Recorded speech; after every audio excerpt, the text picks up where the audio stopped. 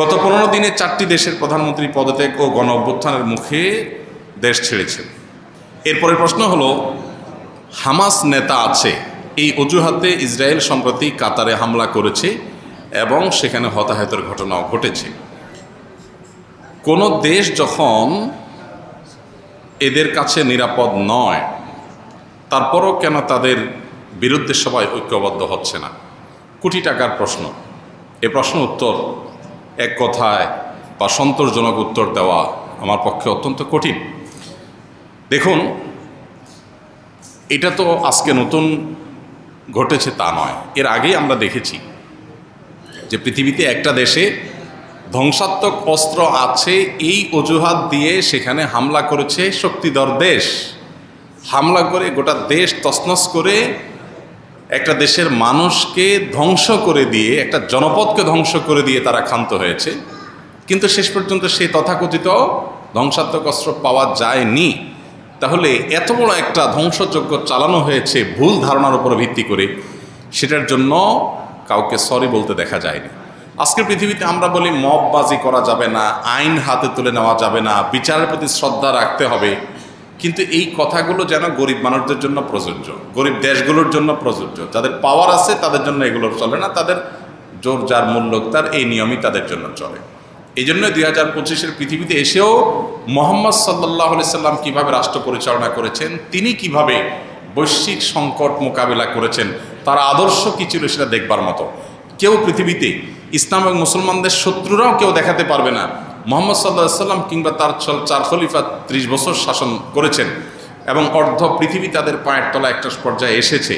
এই সময়কালীন সময়ের মধ্যে অমুসলিম বা ভিন্ন মতের মানুষ তাদের উপরে চড়াও হয়েছেন কোনো কারণ ছাড়া এবং ধ্বংসযজ্ঞ চালিয়েছেন মিথ্যা অজুহাতের ভিত্তিতে, জোর আছে সেজন্য ধ্বংসত্বক চালিয়ে দিয়েছেন। এরকম কোনো ঘটনা কেউ দেখাতে পারবে না। অতএব আজকের এই অস্থির, অশান্ত এবং সভ্যতার ভেগধারী অসভ্য পৃথিবীকে সভ্য বানাতে হলে মুহাম্মদ সাল্লাল্লাহু আলাইহি সাল্লামের আদর্শ ব্যক্তি থেকে রাষ্ট্র এবং আন্তর্জাতিক জীবন সর্বত্র চর্চা করার বিকল্প কোনো পথ আমাদের সামনে খোলা নেই। আমরা ট্রাই করতে পারি বিভিন্ন আইডিওলজি, কিন্তু আমরা ব্যর্থ হব নিশ্চিত যাবত না আমরা মুহাম্মদ সাল্লাল্লাহু আলাইহি সাল্লামের সিরাত এবং তার সুন্নতের দিকে প্রত্যাবর্তন ফিরে না আসব। আল্লাহ আমাদেরকে ফিরে আসার তৌফিক দান করুন। কাতার আমেরিকার বন্ধু রাষ্ট্র, মিত্র দেশ, আর ইসরায়েল আমেরিকার সাথে ঘনিষ্ঠ সম্পর্কের কথা আমরা কে না জানি, তাদের ইশারা ছাড়া কিছুই করে না সেটা আমরা কে না জানি। সেই কাতার যখন নিরাপদ নয় সেখানে হামলা করেছে একটা দেশে। আমার শত্রু আছে এই অজুহাতে আমি যদি হামলা করতে পারি, তাহলে আপনার বাড়িতে আমার হামলা করা বৈধ হয়, আমার বাড়িতে আপনি হামলা করা বৈধ হয়। আমার সন্দেহ হচ্ছে আপনার ঘরে আমার শত্রু লুকাইতে হয়েছে, আপনার ঘর আমি আগুন জ্বালাই দেব। আমার ঘরে শত্রু আছে আপনি এই ধারণা করে আপনি আমার ঘরে হামলা করবেন, এটা কোনো সভ্য সমাজে গ্রহণযোগ্য হতে পারে? আমার যদি ধারণা হয় যে আমার শত্রু আপনার এখানে আছে, তাহলে বিচার আছে, আইন আছে, আমি 10 জনের কাছে দাবি করব, প্রমাণ করব। কিন্তু না, আমি আমার জোর থাকলে আমি যে কোনো জায়গায় হামলা করতে পারি। এই যদি হয় তাহলে এই পৃথিবী নিজেকে সভ্য দাবি করে কোন মুখে? কোন মুখে নিজেদেরকে সভ্য দাবি করে যে তার ক্ষমতা আছে দেখে সে যে কোনো জায়গায় হামলা করতে পারবে এবং অসহায়ের মতো সবাই সেটা চেয়ে চেয়ে দেখবে? তাহলে গরিবদেরকে কেন বলা হয় মববাজি করা যাবে না? গরিবদেরকে কেন বলা হয় আইন নিজের হাতে, বিচার নিজের হাতে তুলে নেওয়া যাবে না? ইসলাম সেই দিন, যেই দিন দুর্বলকে যেটা বলে সবলকেও সেটা বলে। একজন সাধারণ সাহাবী যে অন্যায় করতে পারতেন না, স্বয়ং রাষ্ট্রনায়ক মুহাম্মদ সাল্লাল্লাহু আলাইহি ওয়াসাল্লাম সে অন্যায় করতেন না। এটাই হলো ইসলাম আর আজকের এই তথাকথিত সভ্যতার ভেগধারী পৃথিবীর পার্থক্য।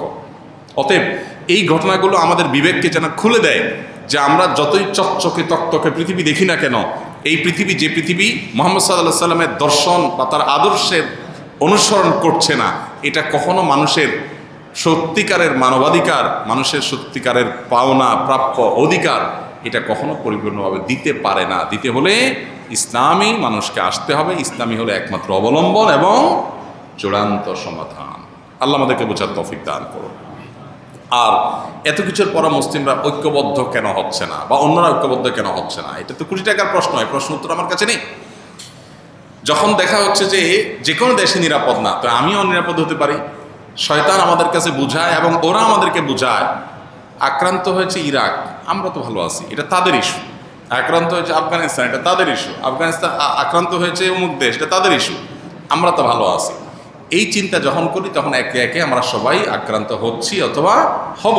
কিন্তু মুসলিম ভ্রাতৃত্বের জায়গা থেকে পৃথিবীর কোনো একটা জায়গায় কোনো মুসলমান আক্রান্ত হলে আমরা সেখানে আমাদের সিম্প্যাথি থাকতে হবে। আমাদের যারা যখন রাষ্ট্র পরিচালনার দায়িত্বে থাকে, তারা যখন দিন বিরোধী কাজ করে, ইমানদার হিসেবে আমাদের কর্তব্য হয় তাদেরকে থামিয়ে দেওয়া এবং তাদেরকে সঠিক পথে দিশা দেওয়া। সেটা যদি না করি, আমি তো ভালো আছি চিন্তা করি, তাহলে আজকে আমার নিরাপত্তা থাকলেও কালকে আমারটা থাকবে না। এই শিক্ষা আল্লাহ মুসলিম জাতিকে গ্রহণ করার তৌফিক দান করুন। আমাদের মধ্যে অনৈক্য সৃষ্টি করার জন্য তারা নানাবিধ বিষয় আমাদের মধ্যে ঢুকায় দেয়। মাসআলাগত অনৈক্য, আকিদার অমৌলিক বিষয়, শাখাগত বিষয় নিয়ে অনৈক্য, মতপার্থক্য। এই মতপার্থক্যগুলো আমাদেরকে এমনভাবে আপনার বিরোধের পর্যায়ে নিয়ে যায় যে আমাদের মধ্যকার মুসলিম ভ্রাতৃত্বটাকে আমরা ভুলে যাই, এবং এই সুযোগেই তারা আমাদের উপরে রোল প্লে করে। যেই ইন্দোনেশিয়া, হল্যান্ড বা নেদারল্যান্ড এ দেশের চাইতে প্রায় 40 গুণ বড়, 40 ভাগের 1 ভাগ, সেই দেশ এত বিশাল বড় দেশকে শাসন করেছে বছরকে বছর, যুগকে যুগ। ঠিক একইভাবে ছোট্ট একটা দেশ, গোটা বিশ্বের তুলনায় ছোট, ইংল্যান্ড, তারা গোটা পৃথিবীর প্রায় সব অংশ, অলমোস্ট বেশিরভাগ অংশই তারা শাসন করেছে, এবং তাদের শাসনের অধীনে সবাইকে চলতে হয়েছে, শোষিত হয়েছে, সাম্রাজ্যবাদের বিস্তার ঘটিয়েছে। শুধুমাত্র আমরা অনৈক্য এবং আমাদের যে সমস্ত বহুদা বিভক্তি কেন্দ্রিক যে সমস্ত বিষয় আছে সেগুলোর কারণে। অতএব আল্লাহ তাআলা আমাদেরকে ইখতিলাফ বা মতপার্থক্য তো থাকবেই, সেগুলোকে ম্যানেজমেন্ট করার, সেগুলোকে মিনিমাইজ করার যে পদ্ধতি নবী সাল্লাল্লাহু আলাইহি ওয়াসাল্লাম শিখিয়েছেন, আদাবুল ইখতিলাফ, সেটাকে বজায় রেখে মুসলিম ভ্রাতৃত্ব বোধকে আমাদের সমুন্নত রাখার তৌফিক দান করুন। আমরা আন্তর্জাতিক এই পরিমণ্ডল এর চিন্তা না করে বা ওইটাকে এক পাশে রেখে আমরা যদি আমাদের দেশীয় পরিমণ্ডলের কথা চিন্তা করি, দেশে আমাদের হুজুরদের মধ্যে বিভিন্ন গ্রুপ মতামত আছে না, মানুষ মাত্রই থাকবে, স্বাভাবিক একাধিক থট থাকবে, তাই বলে আমরা একজনের শত্রু হতে পারি না।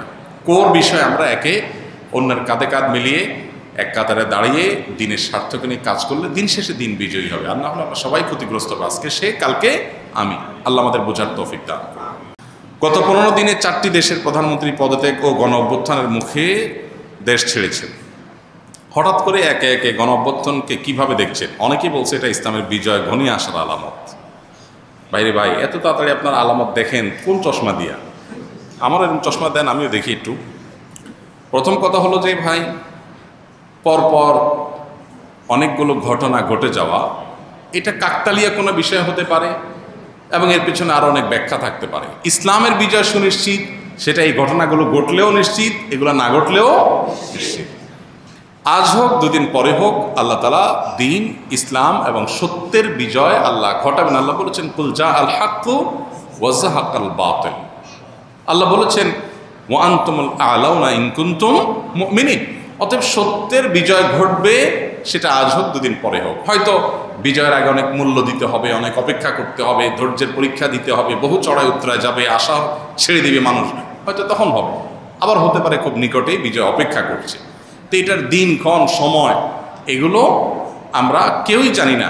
হ্যাঁ, কোরআন এবং হাদিসের বিভিন্ন বর্ণনাকে দেখে অনেক সময় আমরা ধারণা করতে পারি, কিন্তু চলমান বিভিন্ন ঘটনা প্রবাহ দেখেই কোরআন এবং হাদিসের কোনো নির্দেশের উপরে আমরা ব্যাখ্যা আরোপ করা, সেটার সুযোগ নাই। এই জন্য এই সমস্ত ঘটনা দেখেই আপনার ইসলামের বিজয় খুব নিকটে টিকটে এই জাতীয় মন্তব্য করাটা অন্তত একজন দায়িত্বশীল মানুষের জায়গা থেকে এটা সঠিক হয় না।